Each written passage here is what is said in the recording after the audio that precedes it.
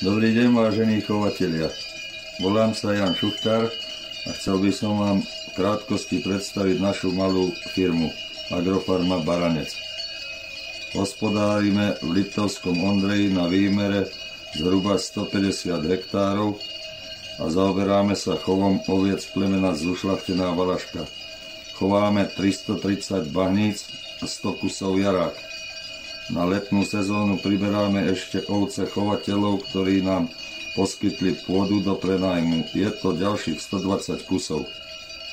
Darí sa nám celkom celú produkciu ovčieho mlieka spracovať na ovčí hrudkový syr a vyrábame tiež brinzu a žinčicu. V chove sa zameriavame na produkciu plemenných baranov a zúčastňujeme sa pravidelne aukčných trhov. Darí sa nám odchovať barany na požadovanej úrovni, ale musím povedať, že ako všetci aj my sa boríme s problémami okolo predaja týchto baranov, lebo väčšina chovateľov prechádza na plemeno slovenskej dojnej ovce alebo lakon, alebo ich krížence. Plemeno Zušľachtená Valaška je ako stvorené pre naše podhorské a horské oblasti, čo je zhruba od nadmorskej výšky 600 až 950 metrov, možno aj viac.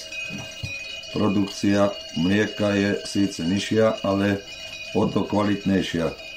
V neposlednom rade musím povedať, že plemeno Zušľachtená Valaška zostane u nás vždy, lebo ovce sa intenzívne pasú každý deň a my sa na týchto plochách to vidno.